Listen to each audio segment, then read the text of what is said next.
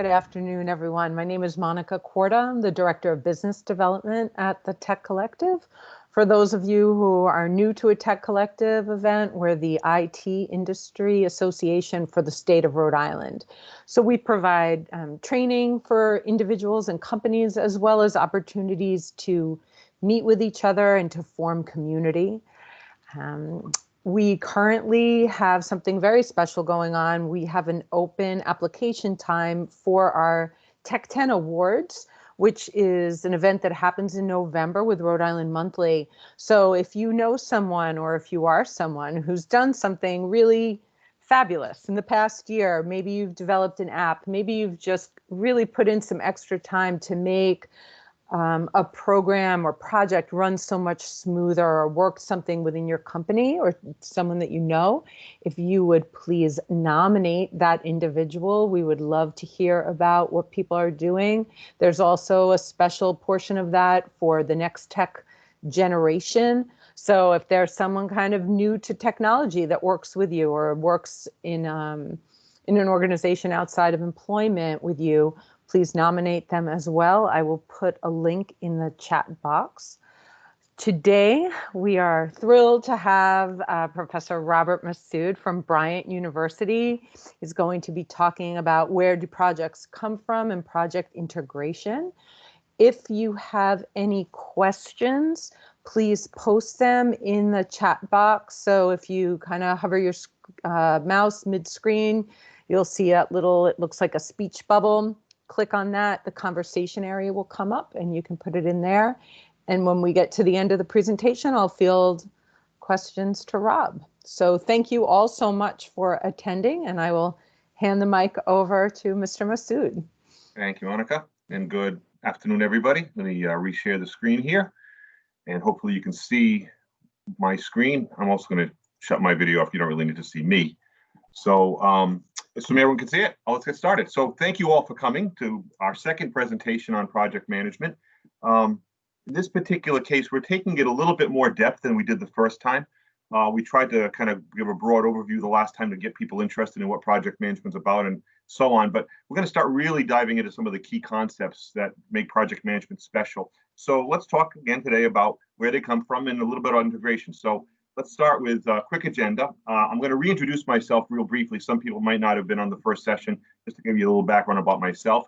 I'm going to quickly review what we talked about in the first session, again, just in case you weren't there, just to kind of give people an update. And then we're going to talk about the two main topics. Where do projects come from? And it's kind of a general kind of a thing. And project integration.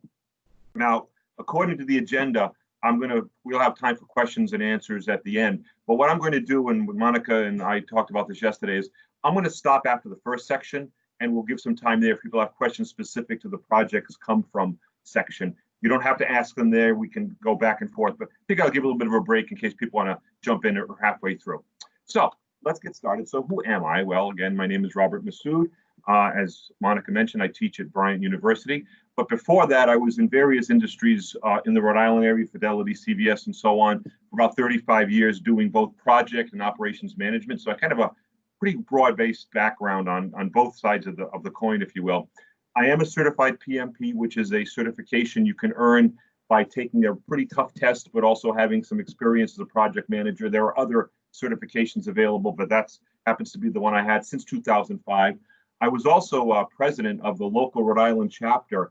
Project Management Institute, PMI, is a global organization of project managers all over the world, and they break us up into various sections, chapters all over the place. I was honored to be the past president or president for a few years of that organization. As Monica mentioned, I'm a full-time lecturer at Bryant, and I also teach at Wentworth. So kind of a full calendar for someone who's semi-retired, so kind of enjoyable. So quickly, let's talk about last time. What I did was I really kind of covered the high-level basics of project management. So there's really three definitions that kind of all play in together that I wanted to make sure is on everyone's plate right now. The first one is a project, which we're talking about.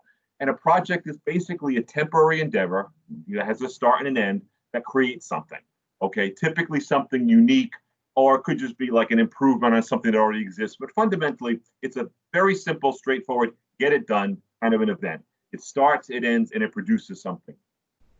Project management is the discipline which lists all the processes and procedures and so on that one uses when running a project. The last session, I gave some very basic examples of simple projects that everyone runs: getting dressed in the morning, deciding what to have for lunch or breakfast, taking a trip around the corner to go shopping, whatever it might be. Okay. You don't really need a project manager to do all those things. You kind of have that innate ability to do those things. But as you talk about projects that could be thousands and maybe millions of dollars in expense, you really want someone who understands the discipline of what project management's all about, how things can run and so on. And really, for the rest of these sessions that we're going to have through Tech Collective, we'll be covering a lot of those processes in a little more detail. Again, we're kind of starting off slowly. Fundamentally, all those definitions lead to this one. What is a project manager? Well, basically, it's a professional who practices the discipline of project management. Again, if you're just doing something simple, you don't need to hire someone to do that. But I'll give you an example of one that kind of popped into my head. Years ago, and not too long ago, people planned their own weddings. That people did their own thing. My wife and I planned our own wedding, okay, and most of you probably did as well. But over the last few years, it became a new industry. A practitioner called a wedding planner. Started with a movie, maybe, okay. That's a project manager being hired by a couple to plan their event for them because they felt they couldn't do as good a job. Well, that's a great example of why project managers exist, to do the planning and work needed to make a project successful when a person or a business doesn't feel they can do it themselves. That's what project management's all about. So how does that tie in? Well, let's talk about projects. Now, if we had the luxury, and we will someday, I know we will, to be in the same room sometime, I would be at this point asking people to raise their hand and say, give me a name of a project that you can think of, one you've worked on, one you're familiar with, or something like that. Because we're not really in that luxury, I'm just going to pull one right now. The SpaceX launch. Very recent project, happened just a few months ago, maybe weeks ago, I guess now, okay? But it was a project. Let's talk about its components. There's a lot of them we could talk about. You all probably thought of one as I asked the question, but let me focus on this one. So obviously, a very impressive project for a lot of reasons. Number one, it was the first launch of a spaceship from our soil, US soil, for years, okay? Since the last shuttle went up years ago, nothing has gone up with manned people on it, I should say. Should put that. There have been other satellites, but a populated flight. It was funded privately, okay? It was not the government money. This was done by someone who had a lot of money, obviously. And what was really cool about watching it, and I watched it with my children and my grandchildren, which was kind of fun, was watching the pieces of the ship come back to Earth to be used again, as opposed to the old days when they would just disappear in space and be float away. So it's kind of a cool part of it. So there's really some exciting things there. Now let's talk about it as a project. Okay, we know it was an event. It was really cool to see, but as a project, let's talk about how it probably came to be. I think this is pretty logical because this is the way most of them work. Elon Musk had an idea, okay? And what he did was, okay, he didn't really, he certainly could do it himself, but he has a leadership team. He has people he count on to help him, work his ideas through, come up with questions and so on and so forth. So they talked about it. And they talked about things like its feasibility. Does it make sense to do this? Cost. Is it really going to be worth the money to do this thing? Schedule. How long is it going to take us to do this? We can start advertising it, but if it takes forever, really, and obviously we want a return on this. Now, obviously, you get some great press and a lot of positive things, and now people like Tom Cruise are lining up to get on the next ship and so on, paying millions of dollars. So there was a benefit to all that. Fundamentally, all those things, when answered to say, yep, let's do it, made this thing into a project. Okay, that's kind of how this project came to be. Now, one of the old sayings is, this isn't rocket science. So I'm going to talk about non-rocket science for a second, okay? How does a project come to be? This is a very broad example, but I think it kind of lends itself, whether it be a small company running something or even a multi-million-dollar, like one of the companies I worked for. Fundamentally, what happens is the people in charge of the company, leadership people, get together and talk about what do we need to make our company successful? What do we need to achieve? What are our goals? What's going to make us better next year than we are this year? Okay. Some of those goals generate ideas. Hey, we should do this. Hey, let's try that. Let's do this thing. We could either do something to improve what we already do, or maybe we can come up with a brand new product that no one's ever thought of before that'll make us more popular, make us profitable. Those ideas have to become what's called a business case. And kind of the phrase make your case comes into play here. An idea is fine, but a business case means, can I do this? The things that Elon Musk talked to his leadership team about, is this feasible? I mean, can we really build a printer that prints in 3-dimensional? Yeah, maybe we can. What's it going to cost us to build this thing? How long is it going to take to do this? And what's the return on it? Will people actually buy this thing? Well, those are where ideas come from, and the cases are made about them. They talk about the cost, how long, and the benefits. Those are pretty obvious. After that, those cases come back again to the leadership team. So each individual leader might take his or her own case and make it something of it. Now they take it back and say, hey, this is what I think is going to happen. If we do this in 2021, this is what it's going to be. It's going to cost me this much to build this thing, me and my team, but we're going to have a great return on investment. So this team gets together, chats about it, they pick ideas. Those ideas become the projects that company will be doing that following year. So it starts with just a goal. We want to be the biggest, the best, the next, whatever it might be. And those goals have to be made into something real. Well, project management is all about taking those ideas and making something real. That's what a project really is. So why is this so important? And I don't know where I get these little, I'm horrible with graphics, so forgive this one, but it just showed up, okay? Projects in reality, even though they might be something people are working on every day, are actually about the company's future. There's a direct correlation between what the company is trying to do and the work that these projects are doing. Now, let me emphasize that a little more. This means that the concept, the idea, the department that works on projects are integral to the company's future. In the last presentation, I put some examples of companies that don't do project management because they don't have projects. And they're called Toys R Us and places like that, which no longer exist. So if a company's doing anything, if they're still in existence, they're doing projects. And project management is making those things happen. The project teams work, the things that these people do every day, now can be shown to have company-wide value and importance. There's an incredible link now that's important between what I do every single day in my workaday world, connecting directly to where the company's going to go. Imagine the following. I used to teach algebra. I'll give a little side story here. And there's nothing like teaching algebra to high school students. If I had a dime for every time I had the question, what am I doing this for? What do I need this for? I wouldn't be presenting to you guys. I'd be on a beach somewhere making millions. Okay? Well, this happens in business. People come to work every day. What am I doing this for? I mean, really, what? There's got to be something better. But imagine if you're working on a project and the project manager can look you in the eye and say, listen, I know what you're doing right now seems kind of humdrum, but you're doing something that's going to make a difference to this company. You are adding to the value of your company. You're going to make our stock go up. You're going to make us more successful. You're going to create opportunities for other people by doing what you're doing. Yeah, sure. Maybe right now it looks like you're inserting tab A into slot B. But in reality, you're part of a bigger thing. This isn't just some throwaway thing we need to keep you busy. This is going to make a difference to our company. What a great way to answer that question. What a great way to motivate people. Now, again, some people will say, whatever, I'm just doing it. Fine. But if you can come to work knowing that you're contributing to your future, the company's future, and so on, it's a lot better way to be. So that's a really important part of how this comes together. And again, my example is kind of broad in general. There are a lot of other ways projects can come to be, but I think this general idea is still the same. Somebody has an idea to do something, and after a bunch of discussion back and forth and weighing pros and cons, if they decide to move forward with it, it becomes a project. I'll give you another example, simple one. You own a home, you and your wife or husband or partner decide, let's build a deck. Well, you don't just go out and buy the stuff, okay? You look at the backyard, you kind of plan things out, you think about it, you think, how much is this going to cost? How big should, all these different thoughts you put together.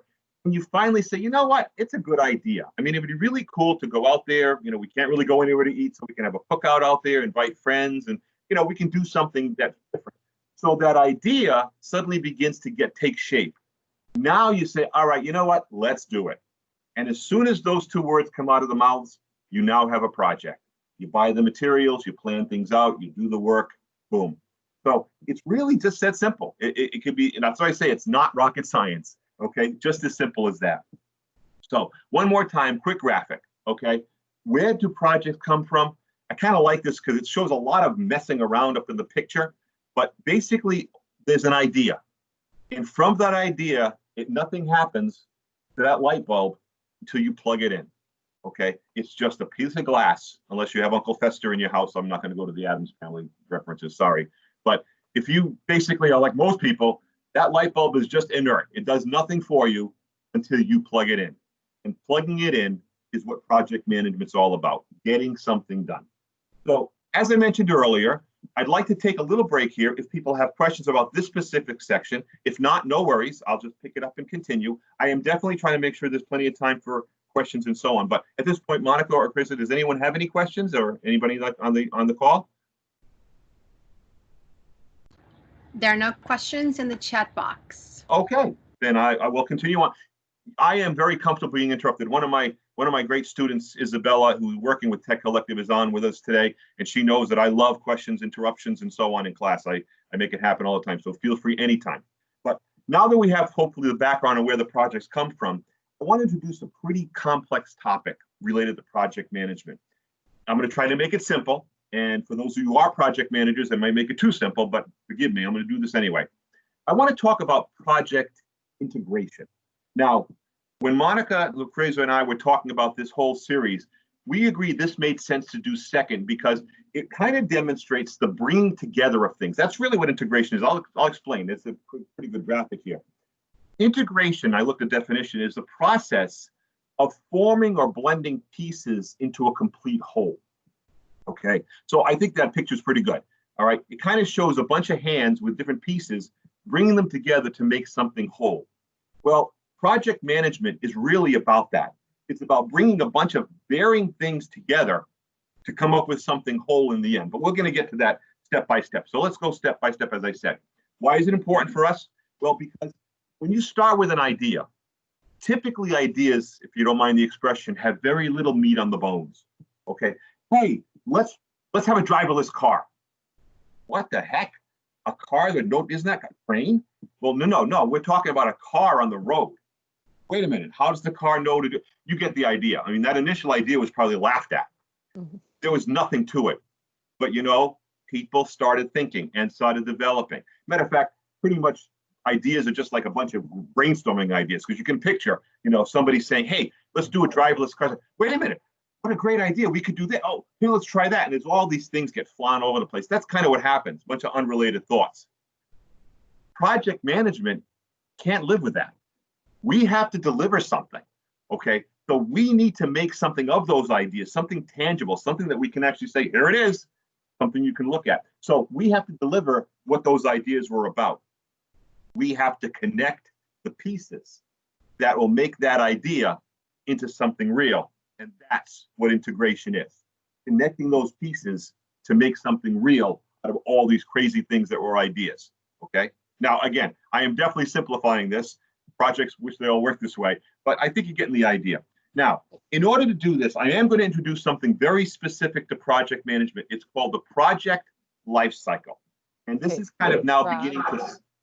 Can I interrupt one moment? Because I think there's a question that kind of goes back a little bit. Yeah. So one was posed of, do projects need to be impressive, given the example of the SpaceX, and what constitutes impressive? Great question.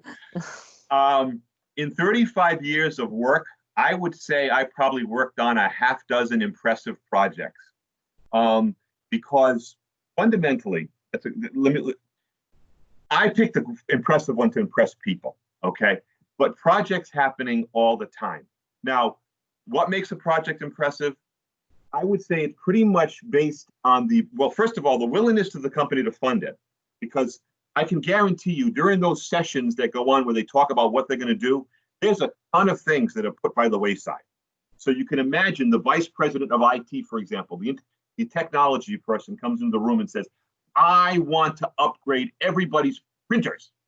I want the latest HP printers in this building. And it's a project. I mean, it's going to cost money. And you can see the marketing people saying, yeah, and how is that going to help us sell anything? So you get the idea that there's going to be a lot of give and take here. So the first step in making something impressive is to pass the test to actually become a project. Okay. Now, beyond that, the question becomes, what's the impact going to be?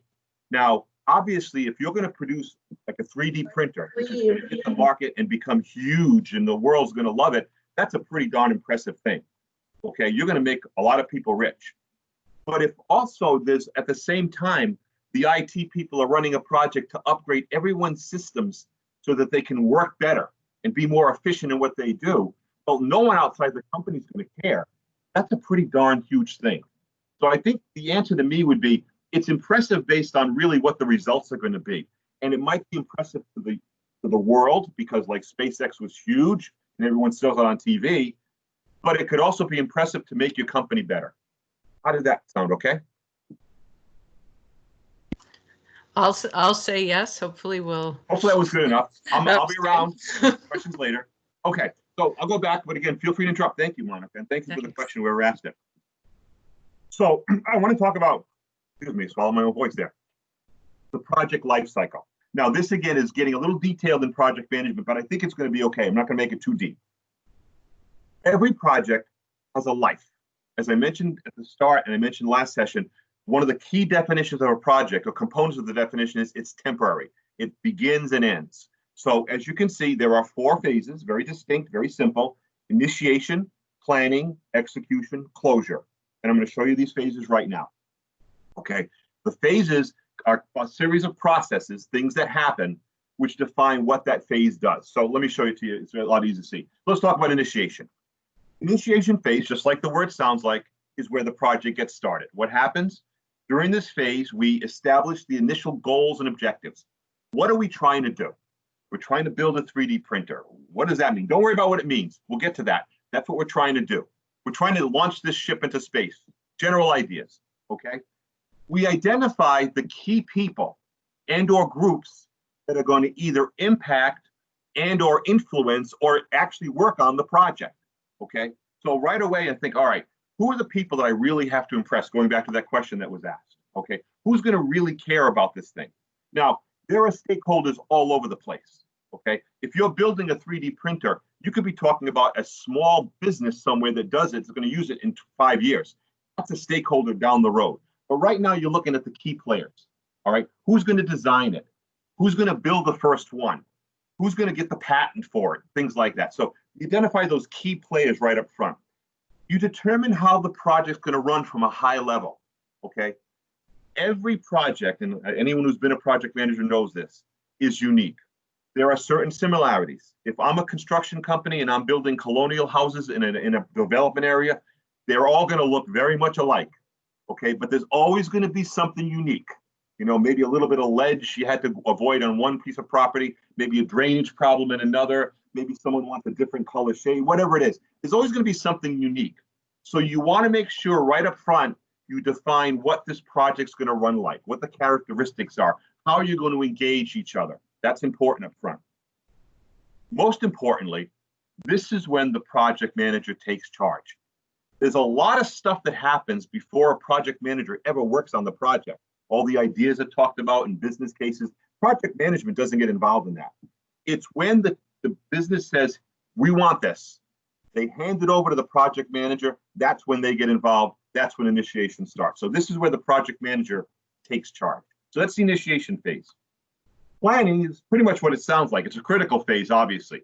This is where the project manager and their team get together and figure out what are they really going to do and how they're going to do it, okay? What do you do during this phase? Pretty obvious. You identify specifics of what this idea is. You can't just build a printer.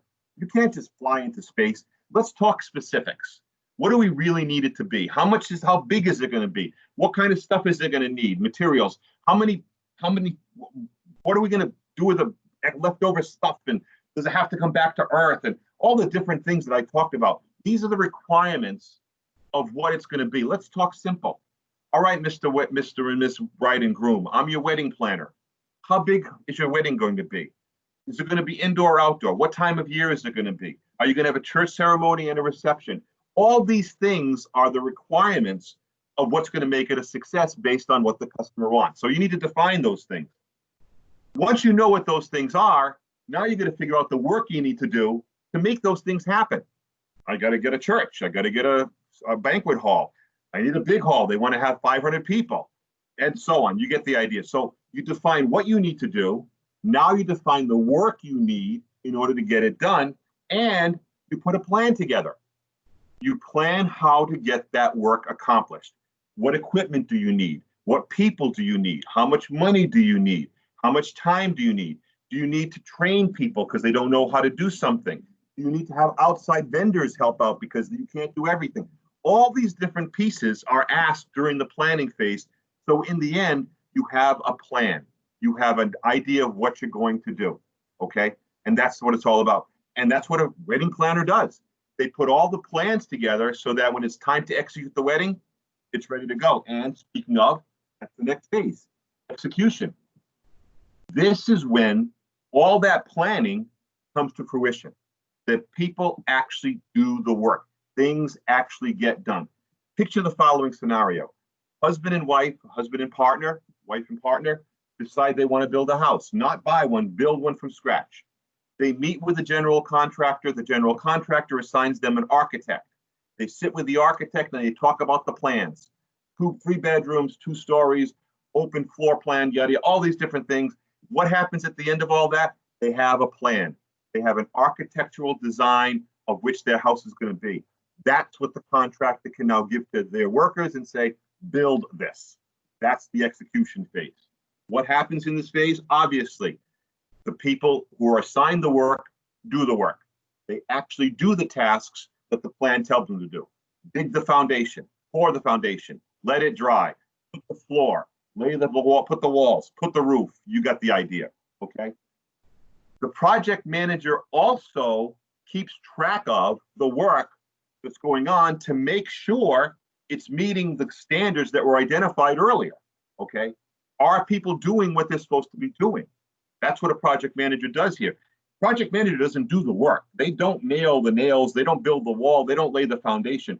They make sure everyone's doing what has to be done, and they do it according to the standards that were identified way at the beginning. And of course, they communicate.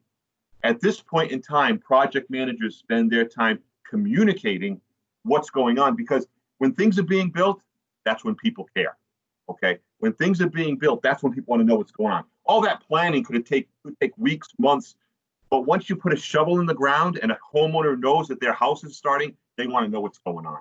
So that's what they do. So that's the execution phase. Things get built. Obviously, closure is how you finish the job.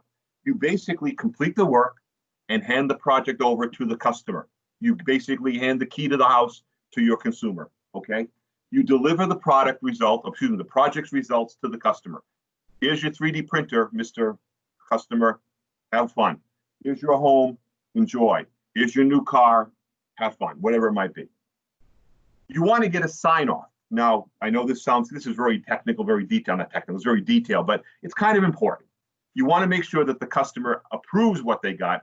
You want to sign off. That's part of the process of closure. It's a very important part. You want to make sure that you release everyone who's worked on the team. That makes sense, okay? Project's done. You don't need them anymore. But there's a process to do it correctly. That's also part of closing. And all these things will be part of future presentations. And a very important thing you must do is you must make sure you document any lessons you learned during that project that could be applied to better future projects, okay? Maybe it's the 4th or 5th time you've built a house. You might have everything down pat, but there's always something to learn, okay? And if it's the first time you've done something, there's going to be a lot to learn, okay? I am sure that Musk and his team found out a lot about how to build a rocket ship from the first time they did it, that they'll do better the next time. That's the idea of it. It's very important. And the key is lessons learned are not about what just happened. It's what's for the future. You learn from what's happened, but you apply to the future, because you really can't fix what's already happened, obviously. And of course, you celebrate. I certainly was not aware of, but I bet there was a hell of a party at Elon Musk's house or wherever when that ship went up and came back safely, needless to say. And the thing is, part of a project end has to be celebration, even if the project fails, because people worked hard.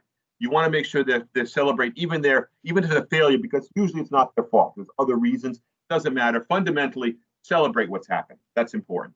So that's the life cycle of a project. So how does that tie into integration? Let me show you. While each phase obviously has its own unique set of characteristics and processes, there's a lot of touch points. I've even touched on some of those touch points already, but let me give you some examples.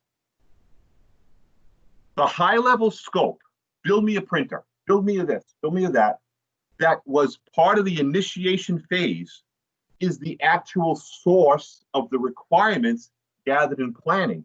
Even more so, the stakeholders that were identified in initiation, those key people, are the source of those requirements. That's who you go to. A wedding example, okay?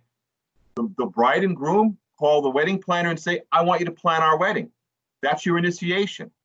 But when it comes time to actually gather the specifics, that wedding planner is going to reach back to those people and say, all right, now let's meet and talk about the specifics. So there's a direct connection and an integration between the initiation phase and the planning phase.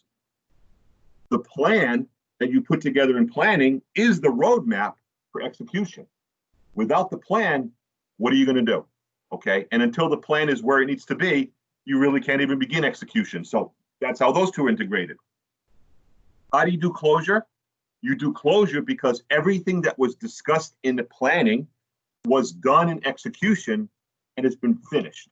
So now you have a tie-in between those things. So my point being, yes, those are specific phases with definite deliverables and definite things that happen, but each one ties to the other. And a project manager sitting above all this work, he or she's responsible to keep that integration flowing. Now, I've got some good examples here of how it all works, but let me show you in a second. So the point of all this is, again, there are several pieces, but they all come together to make the final product, which is the definition of integration. So let's talk again specifically about project integration, and we'll use a couple of things here. The tools and processes the project management has, and I've talked about them a little bit, they'll be the topic of future sessions, are this wide variety of things that make a project successful, okay? And that's what project management integration is all about. The ability to bring all these varying things together to make a success. So let me show you some examples. These are very specific to project management and maybe a little confusing, but hopefully they'll make sense to you, okay? These are some examples of actual project management components that demonstrate the integration of it. Excuse me. There's a thing called the project charter. Now, the project charter actually happens right at the beginning of the project, okay? And fundamentally, it's an agreement between the project manager and the most important stakeholder. So in the example of SpaceX, that would have been Elon Musk and his project manager, whoever that might have been, okay? That's the agreement to say, I want you to do this. And it basically identifies the high-level scope, I want a rocket, expected cost, and expected date. Basically what the business case said. So fundamentally, the business case for building that rocket, building the house, planning the wedding, the initial ideas all get incorporated into this project charter. And basically it becomes a contract to work. This is what the project manager has in his or her hand to say, yep, somebody wants this thing and they're willing to pay for it. Let's make it happen. What a project charter really does, though, is this when it comes to integration. It brings together in one document 3 key attributes of the project. What it is, its scope, how much it's going to cost, its budget, and how long it's going to take, its schedule. 3 critical pieces that are part of the entire project coming together, integrated in one document. It also includes project risks. Now, project risks can kind of grow and coming back and forth and go on, and we'll talk about a lot about risk management. In fact, one of my colleagues is on the call. We'll hopefully do that presentation for you. She's an expert in it. But fundamentally, risks are things that could happen that might turn things around and could potentially derail the thing. Well, up front, people are pie in the sky. Everything's going to be great. Now everything's going to be fine. The wedding couple says, oh, the weather will be perfect. We're going to get married in June. There'll be no issues with weather. Yeah, like it never rains. Okay. But a project manager would say, well, look, I know you want an outdoor wedding, but why don't we just make sure we have a contingency in place just in case? That's risk, okay? So that might show up in the charter just to make sure that those things are talked about. You also are going to have some assumptions and constraints. Hey, I know you want to get married in June, but you know what? Basically, everybody gets married in June. So you might want to consider a different month because it's constraining. Just about everyone wants to get married. All the places are booked. So that would be an example of a constraint. That's also in the charter. So once again, pieces are brought together. We also put the stakeholders, make sure they're there, and then other pieces. The bottom line is the project charter integrates a whole bunch of important components of the project into one place.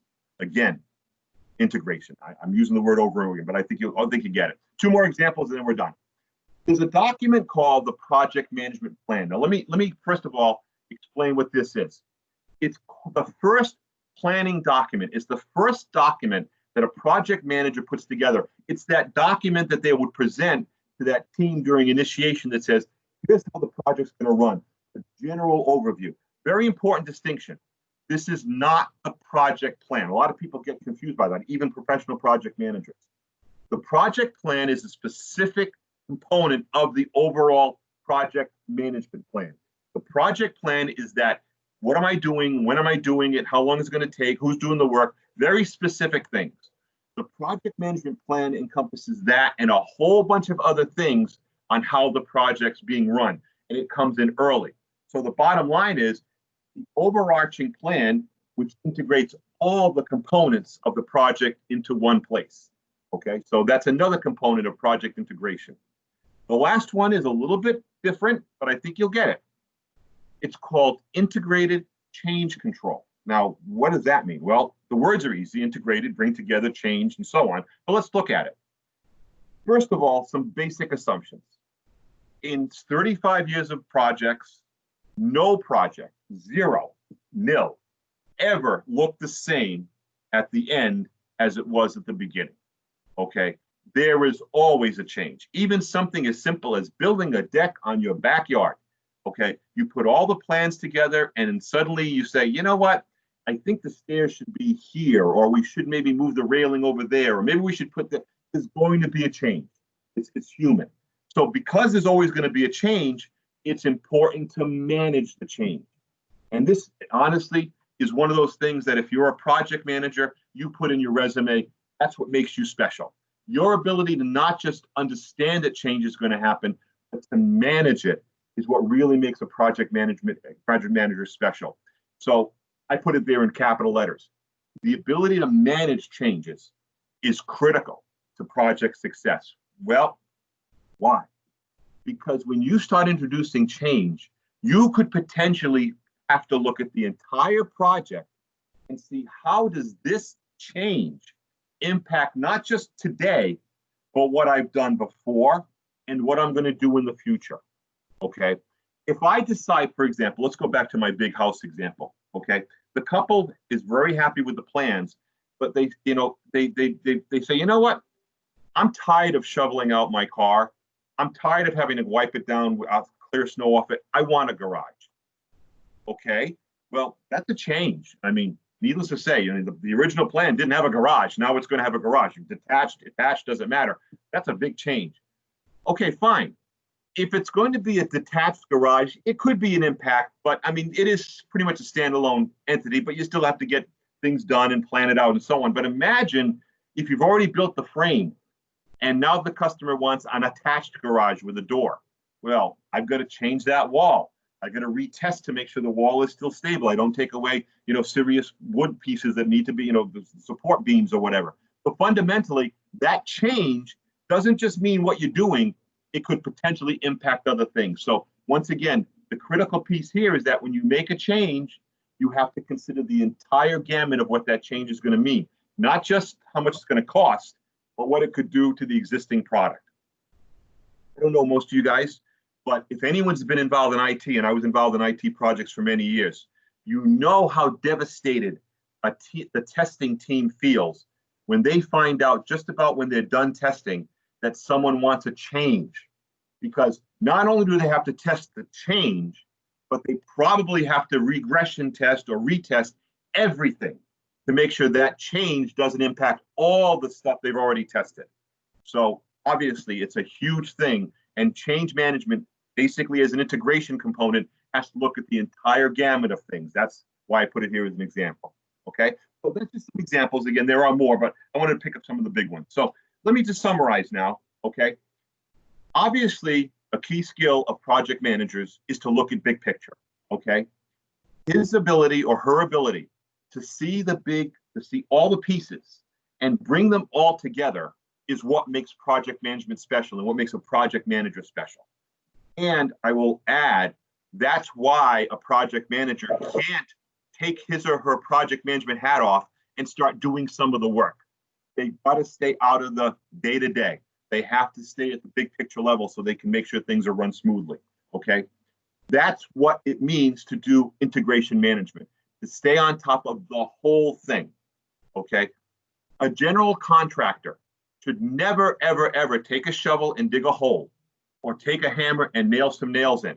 They have to be aware of everything that's going on to make sure that they don't lose sight of the whole project. They need to deliver an entire house to the customer. Okay, they're not going to tell the customer, hey, you see that wall? I built that wall. That means nothing. They want to see the whole thing done. That's what's important there. And again, that's what a project manager can do to make sure they deliver what the original team wanted. That's how it all works. So hopefully that was a good, kind of overview. Again, a lot more depth to it, but I think we covered it pretty well. As last time, I want to make sure I say thank you to everybody for your attention.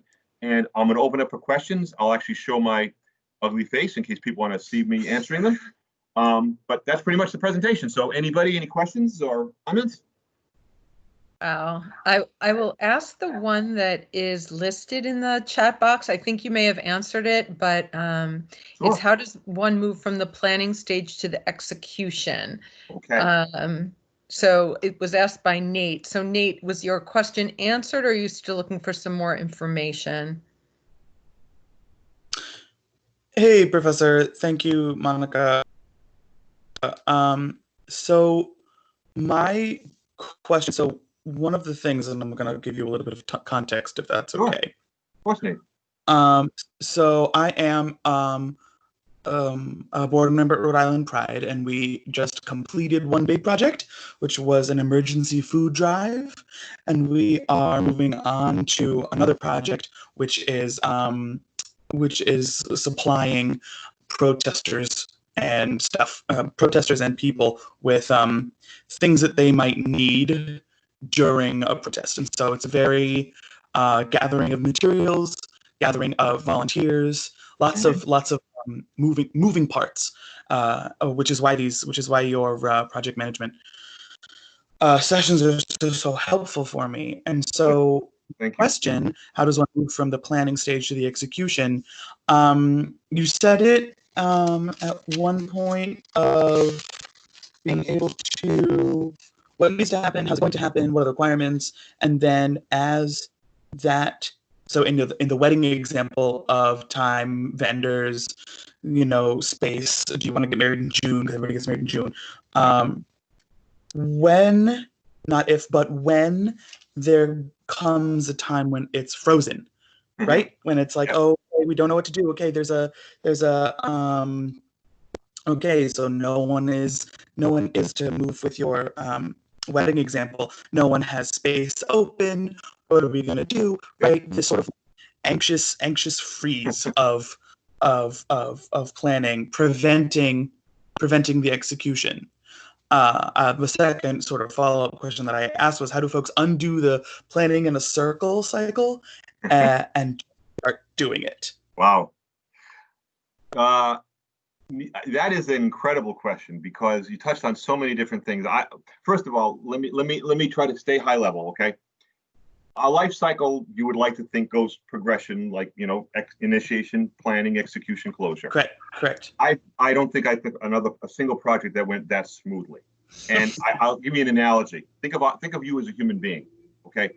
You're born, you're adolescent, you're a young adult, old age, but I have granddaughters. I sit on the floor and play Legos with them like a kid. So in a sense, we're always reverting back. So how can I answer that? Let me give you one example. And when it comes to an event, planning stops when the event ends, because even the day of the event, you never know what could happen. And that's what risk is about, of course. Right. So, and the other side of the coin, and Denise happens to be on. Denise can also answer. She's my professional project manager here. But the other thing that's always true is that you don't want to keep planning, because as a project manager, one of the things you need to do is say, all right, listen, we can talk about this until we're literally blue in the face, whatever expression you want to use. Unless we start doing something, they're never going to get anywhere. Okay, we used to call it analysis paralysis. I know there's different phrases for it, but fundamentally, you get to a point of like, okay, enough. Now, I don't want to go too far into this, but there's a concept that you guys have probably heard of. It's called Agile, which is a methodology for doing projects. And the Agile methodology sort of lends itself to say, all right, we're never going to get it right, like everything planned right the first time. Let's plan in increments. Let's do pieces at a time and deliver pieces at a time, which works in some cases, doesn't in others. I don't want to go too far on that. But the net, Nate, to answer your question is, you as a project leader, you as the person in charge, has to look at things and say, all right, do I know enough to make things happen, to get people going without risking something obvious? If I'm looking at this thing and say, all right, I've got all these great ideas, but I'm still missing this one key thing. If we start without this, we're in trouble. Once you have all those things nailed, and that comes with experience, then you can probably transition to execution, knowing full well there's a good chance you might have to revert back. That's just the way it is. Denise, you want to add something to that? Or you're welcome to. You're on mute, Denise. Well, I was very profound when I said it the first time. I'm sure it was. You were kind of alluding to it, but what is called the 80-20 rule, if you've heard of that. So don't spend 80% of your time getting that last 20%. Go with what you got. Make a decision on the information that you have. If Agile does tend to work for you, that's a lot of what we've been talking about in traditional project management is very different. It's a very different methodology. Perhaps Tech Collective would talk more about how to do project management in Agile. There is a whole group on Agile Rhode Island that talks about that, but this doesn't lead itself very well to the Agile methodology. It is a different mindset, but remember the 80-20 rule. Don't get yourself stuck in that analysis. Thanks, Denise. Great. Monica, anybody else or Thank anyone you. else? Thanks. Thank you. Yes, Greg Spaziano has his Hey, hand Greg. up. You're mute, Greg. You're on mute. All right, thank you. Luckily, I didn't talk for too long. Thank you again for doing this. I appreciate it. Thanks for coming twice. Yeah, definitely. So a couple of things. So one, you talked about the charter, and you talked about how schedule needs to be identified in the charter. So I thought charter was, something that was kind of obviously before you start the project, and you were, maybe I'm going to say this wrong, but I thought it was kind of a shorter timeline to come up with the charter. But is that a longer timeline? Because if you're talking schedule, that could be something that if you're making a contract, for lack of a better term, and if you're doing an internal one with your company, that's one thing. But if you're probably an external, that's a bigger deal, right? When you make those type of deals. So yeah. I probably should have been clearer. When I talk about a project charter, the ones I'm familiar with, the ones I worked with when I was at Fidelity and CVS specifically, they would have the high level estimates of cost and budget cost and schedule, that came from the initial meetings of the big shots. When the guy made, for example, made a business case. Okay, I think it's going to cost us about $1 million and take about 8 months to build this thing. That's what will show up in the charter with a clear understanding. Obviously, like you're pointing out, Greg, you have no idea till you start planning how long it's actually going to be and how much it's going to cost, because during that planning, you get identify requirements that no one ever thought of. Okay, and factors happen and things like that. So you're absolutely right. At the time of the charter, the best you can have is a rough estimate of, I think it's going to be about this much time and this much money, just so it can pass the initial sniff test to say, yeah, it's worth doing. But once you get past that, obviously the planning is where you really get the specific, and even there, it's still estimates, but at least it's a lot better guess than you started with in the charter. Great point. Yeah. I do have 2 other questions, but I don't want to take up other time. So if others have questions, and you can always come back. Yep. I don't see other questions in the chat box, Greg, so if you Okay. want to give it a whirl, Yep. if I can just put in, because I know like if some people have to jump, there's one question survey in the chat box. If people could just take a moment just to fill it out, it's just kind of, have we met the mark with this program? Yeah. Thank you. Yep. So Hey, Greg. Rob, good. So the other thing you talked about was the integration. So you Yes. talked about, you know, the planning, execution, the closure. But in those, I guess we can call them milestones, for lack of a better term.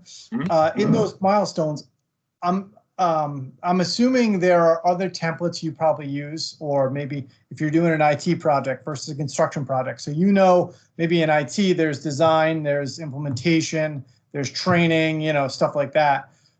So I guess what you're probably going to say, it really depends on the project. And yes, you can have project templates based on the project.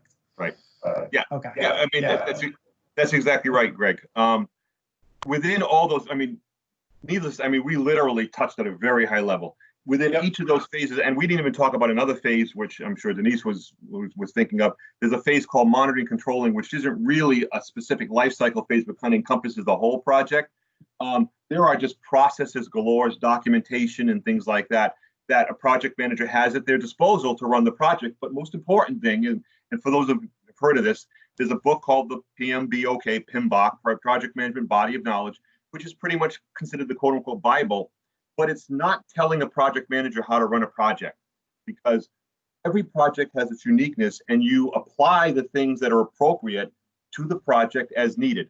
Give you an example. One of the processes that's covered very heavily in the book is called procurement management. Well, procurement management is what you use when you have external vendors doing work for your project.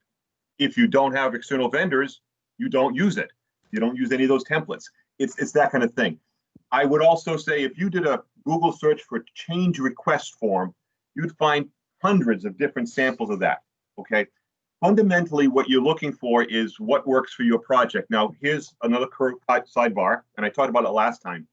The project management office, the PMO, companies that are started to establish those did so for a reason. Among the reasons they did is they didn't want every project manager coming into a company to use their own favorite way of doing things, because that could cause chaos, okay? So Monica is an owner of a product line, and Denise, Isabella, and you are all project managers working for her at different times. Isabel does one thing, you do it a different way, Denise does it a third way.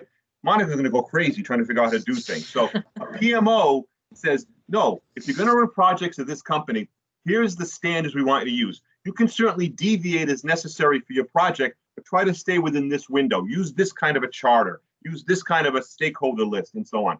So that's exactly right. As you learn more about project management in companies, you actually adapt to what they will do for the projects.